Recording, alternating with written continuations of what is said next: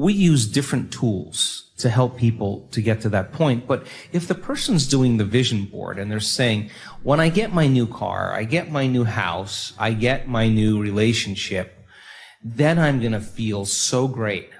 Well, then they're back to the program, waiting for it to happen for them to feel the emotion. They're believing their outer world has to change in order for them to feel better. There's no effect of drawing the experience to you with that way.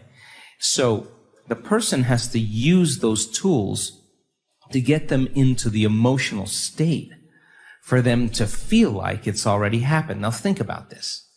If you get up from a creative process and you feel grateful, you feel a love for life, you feel a joy for existence, you feel a passion for the moment, you will not be looking for your future because you'll feel like it's already happened. It's the moment that we start feeling those self-limiting emotions that we feel separation, and then we start looking for it again. Well, then, if you're waiting, you're not creating, you're in separation again. So then, whatever it takes for you to move into a state of being. And what is a state of being? Thoughts are the vocabulary of the brain. Feelings are the vocabulary of your body. How you think and how you feel creates your state of being. So then if you wake up in the morning and you come back to your senses with a clean slate and you say, I don't feel anything, you say, well, let me start thinking about all the problems in my life. Well, all those problems are connected to different people or different objects or things at different times and places. The moment you remember your problems, a memory is a record of the past. You're thinking in the past. Every one of those problems has an emotion associated with them. So all of a sudden you start feeling unhappy, you start feeling bitter, you start feeling frustrated. So now your body's in the past. So then most people then create a state of being that's connected to their past. And if they're in the familiar past, then they are going to crave the predictable future and they're going to fall back into routine.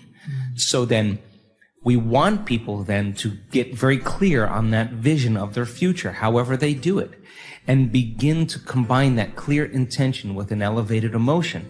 And the stronger the emotion they feel from the vision they're creating, the more altered they feel inside of them, the more they're going to pay attention to the pictures in their mind. And now they're remembering their future. And biologically, it's exactly the same as remembering your past. In fact, if you're not being defined by a vision in the future, it means you're making your past more real than your future. You're falling in love with your past. You're more in love with your past than you are with your future. That you're believing in your past more than you're believing in your future. When you get to that moment where you have that feeling, that's your compass. Because that feeling is going to drive your behaviors.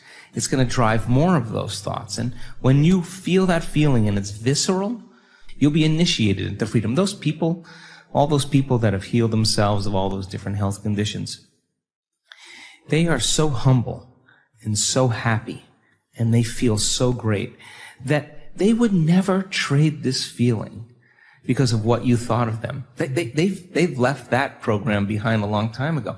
They actually don't care how you think of them. They actually are so happy with themselves that they are no longer dependent on anything outside of them. Now, I think that's a really important moment because that's the moment we give people permission in our lives to do the same, right? And I think that more and more people are beginning to figure that out as they do this work. And look, I mean, we're in a convenience-based society. I mean, if you lose your internet connection or your cell phone doesn't do what it's supposed to, people get angry. Like, that's 20 seconds, right? So here you are creating something out of nothing, and you don't have the patience. Well, that has to come out because a very, very masterful person who is abundant had to own impatience. So then never make it be about the end result. Make it be about effort. Every day you're overcoming. Every day you're out of the bleachers and you're on the field and you're giving it your all and you're practicing, keeping your energy up greater than your habits in your body or the emotional conditioning of your body, greater than any circumstance in your environment, and sustaining it for an extended period of time. And then all of a sudden, when you're connected to the energy of your future, and you know what that feels like, you will know the moment you return back to the energy of your past. And if you tell me it's because of your boss or your coworker or your ex, I'm going to say, you're back to the unconscious program that you're the victim of your life, right? Absolutely. So then it takes some unlearning, and the unlearning process is the most important process, because once you do that, you're clearing out room for the next creation to be easier, and the next one to be easier, because you're starting to understand the formula a little better, and you start saying, I'm not going to take that personally, or I'm not going to react, or I'm not going to go back to that person again. I'm just going to self-regulate again. You only need a few experiences to know that this is the truth, and then you start managing your attention, and you manage your energy a lot better. And I think that I always say, I don't care that you fall off the horse. I just care when you get back on, right? So what we do is we actually look to see, when we meet people, if we're matching neurologically, if we're matching emotionally. So if we share the same experiences, we share the same emotions. And if we share the same emotions, we can relate to one another.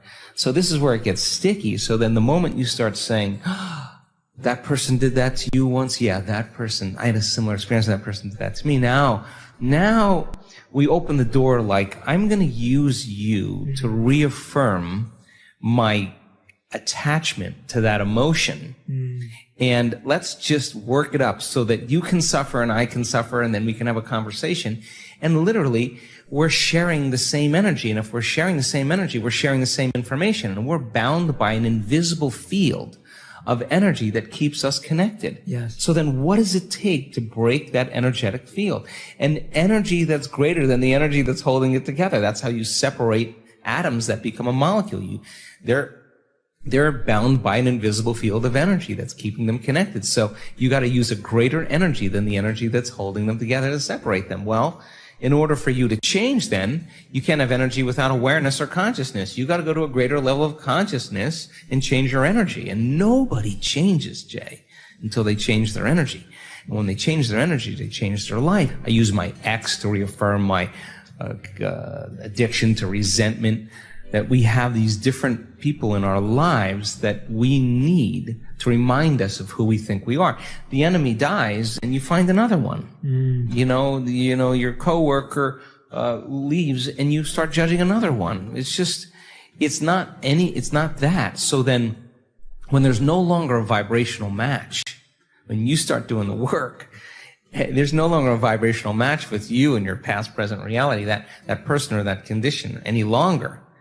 That person or condition is going to spiral away because you're no longer in need of that. So then our life begins to change when we change our energy, and we begin to take our power back. That's essential for us to begin to create with. Now, some people can't handle that because they're not conscious that they're doing it. So they'll be working on their vision of the future, and yet they'll spend 2 hours lowering their energy back into victimization or suffering, and they want to know why their future isn't happening. Well, there's an unconscious program. Let's go after that. And once you start going after that, now all of a sudden your life starts to change again. So you can't say it doesn't work.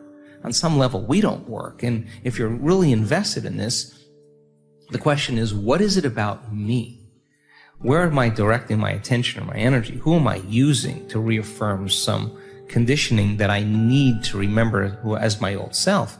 So then when you stop reacting to the person, or the person's now complaining to you and you're not complaining back, it's going to be an uncomfortable moment, because you're all of a sudden seeing a part of you used to be that you no longer are, and you have to be willing to not go there. And over time, that person will thank you and they'll say, I didn't even know that I was complaining that much. And